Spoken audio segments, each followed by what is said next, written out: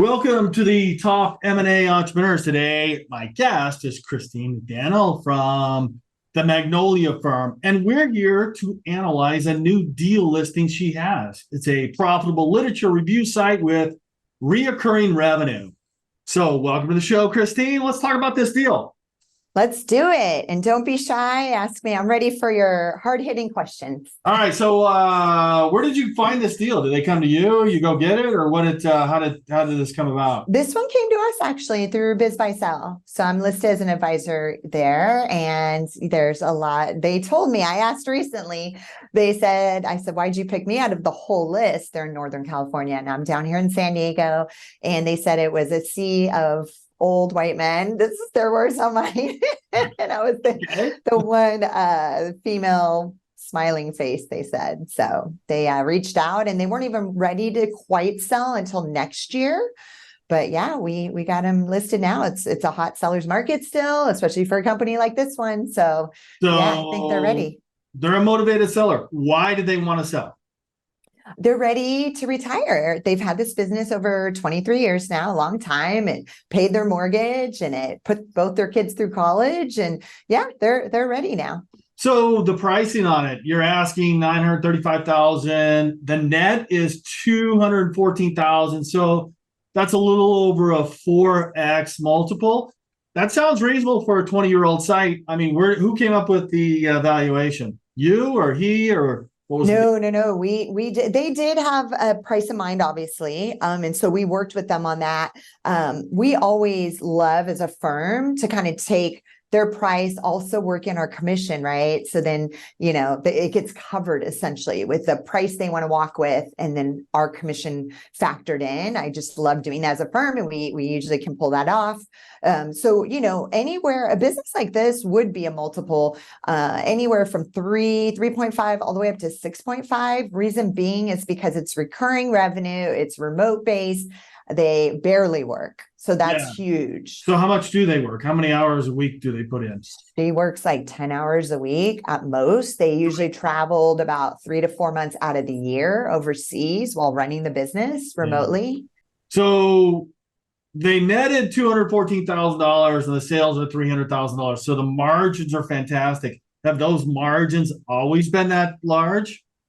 Yes, and we do have historical financials. We usually go back about 3 years, and the company is still scaling up, which that's another added benefit. And that's kind of the thing with everybody watching and listening is, there's that. We use that multiple as a foundation, of course, but then we could build and push the multiple up based on these added value. It's such a art and a science, obviously, on valuing a company. And it's always what my answer is, it's worth what someone's willing to pay. So yeah, it's been scaling. The margins are so huge. They've got amazing contractors they've had for a while, some of them since 2007, they're team members. So that's been nice. And those are obviously editors writing up the reviews for the site. Profitable literature review site. So what is this and what do they do? What do you mean review site? Are these fake reviews or real reviews? Yeah. No, actual reviews of both fiction and nonfiction books. And their biggest client, their highest margin clients are actual libraries. There's like 17,000 libraries in the US alone, and they only have like 2% of that. So that's a massive opportunity for growth. So they have editors actually reading and reviewing, doing these in-depth reviews of a book. And people are members of this site, right? They pay a monthly membership. So then they can decide what book to read next. It's not something Amazon does the little peek inside to see pages of the book, but they don't do an in-depth summary of the book that somebody's about to read. Are most of the customers from libraries, or where are they from? What's the concentration of customers? Yeah, they're not mostly, like I said, the library ones are the most profitable. And that's the missed opportunity that this owner, kind of was really hard on herself. She's like, we should have went after more of those, without a doubt, because they're more profitable. But no, it's more, and I don't know the exact split, but it's definitely more individuals versus the libraries. How much do they spend to acquire customers? I mean, we'd see this in the income statement, but what do you know about the cost of acquisition, how long that take in the process, and how profitable are customers? Yeah, the lifetime value. She told me no joke, some of these customers have been on for 23 years paying membership. So she said it's hard. The lifetime value is very difficult to calculate because, some of them have, a very large lifetime value and the cost to acquire is very small. I don't know the number. I should have wrote that down. I know it's in our data room. We broke all that down. How many customers do they have? That's also in the data room. And I believe we did a split between the libraries and the individuals. So let's go over here onto the second page. It's got 100,000 Facebook following. Was this organic? Did they use pay-per-click with Facebook to create this? Or what happens in this Facebook of 100,000? Yeah, no, that was organic. So again, this was a hobby for her back in the day. Oh. And then it turned into this incredible business. So that was organic. And the email list, 80,000. What platform is this on anyway? Kajabi or Thinkific or something or what? No, they did. Her husband used to work for HP. He's kind of a tech guy, and he actually built a custom CRM because this is such a unique type of platform, and they couldn't find a CRM that fit properly. So he created a custom one, and then they use another, and I'm trying to remember the name of it, other CRM. They use two separate ones. Yeah. CRM and a platform, right? So that people can log in, do membership. So what is this email list? Is it of customers or just people following the content of the reviews? Or what is that? Because if somebody bought this and wanted to expand the business, am I sending to reviewers or am I sending to potential customers? No, the majority is potential customers. Okay. Yeah. And then a 40% open rate, which is really good for a list that big. And when you say year over year, 4.3% revenue increases, how many years are we talking about? Is that just since last year or year to year? Yeah, no, standard, we go back 3 years. Prior to that, I don't know the exact number, but yeah, this would be the last 3 years growth. And again, without them doing anything. So they've got website traffic, spring 2023, March to May, 12 months, 566K users. Is that per month or total for the year? Total for the spring, total through March through May. Oh, so it's a pretty high traffic site. Do they get sales right from the site and they have a good funnel in there? What do you know what kind of site they use is it Shopify or what is it? Or is it that I know. And I told you before we started, I'm like, John, I feel like there might be some because it's such a new listing for us. Yeah. So it's like, by the end when it sells, I'll know the business better, like the same as the owner knows their own business. But in the beginning, I'm like trying to grasp all the numbers. Again, that's in the data room for sure. We've got a huge SIM that's multiple pages. I mean, this owner, and this is a big plus too for people listening, watching, or that are interested, is that the owner is crazy organized. There's so much data for 20 years plus that she's kept. Yeah. And is this mostly organic traffic or is it pay-per-click? I mean, what is somebody going to come to do if they buy this site? Are they just they're going to see the gap of there's no organic going on? I need to work on that. Or can I drive pay-per-click? Does that make sense? Both. So massive opportunity for growth in the SEO side. They didn't focus on that at all.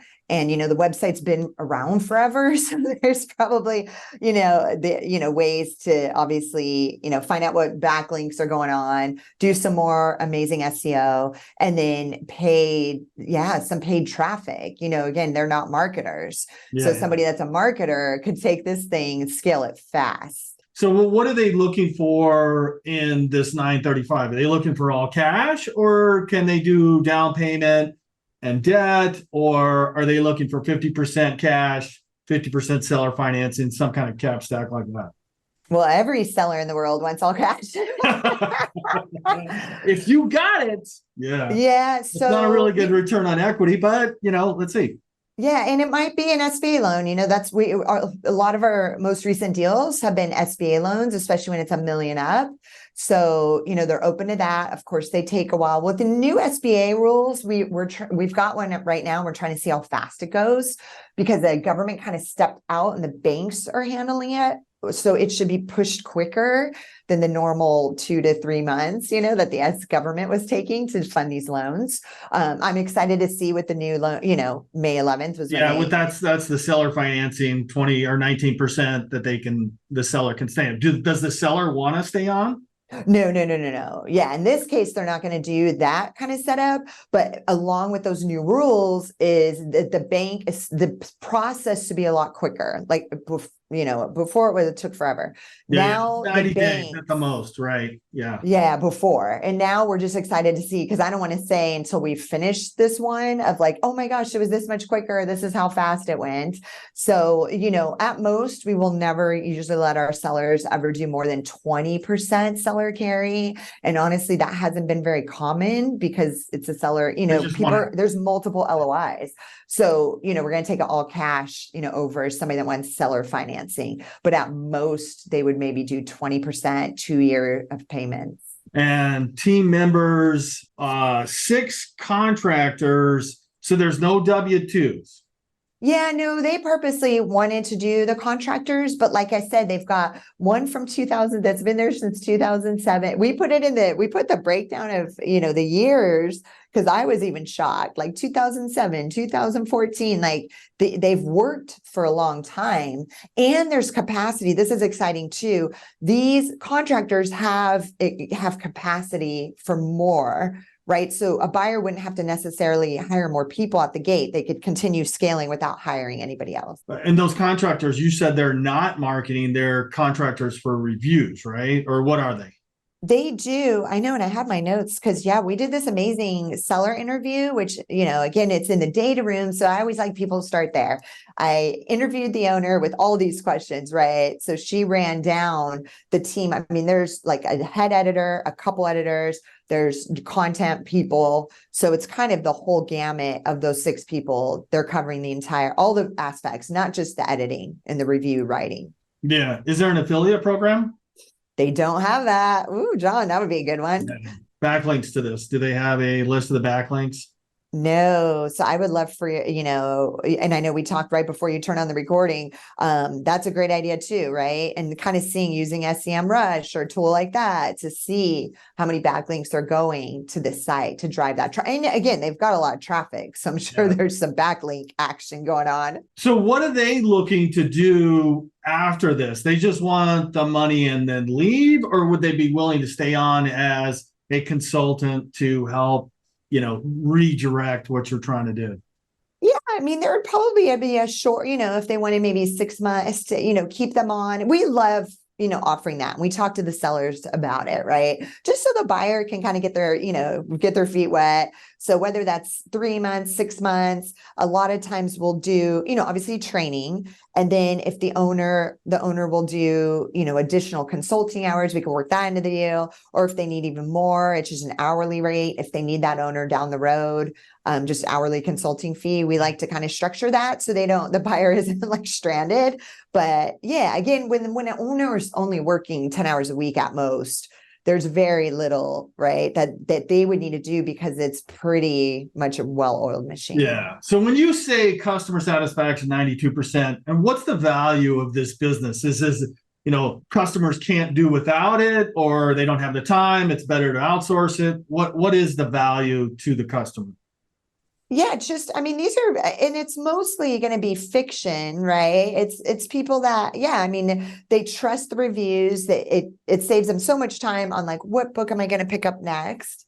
And so I think that's the massive value, right? And some new book suggestions. And they also have partnered with some publishers, right? So it's kind of the new books coming out. So that's exciting for people. Yeah. So that's the value. And the 92, I'm trying to remember what they used they have the actual reporting of what tool they used to actually get that number. That's not a made up number. It sounds like a net promoter score. I think it is a net performer score. Exactly. So And all these contracts that are in place with the libraries, 25.6%, they would be able to come in and take those contracts over with a new owner.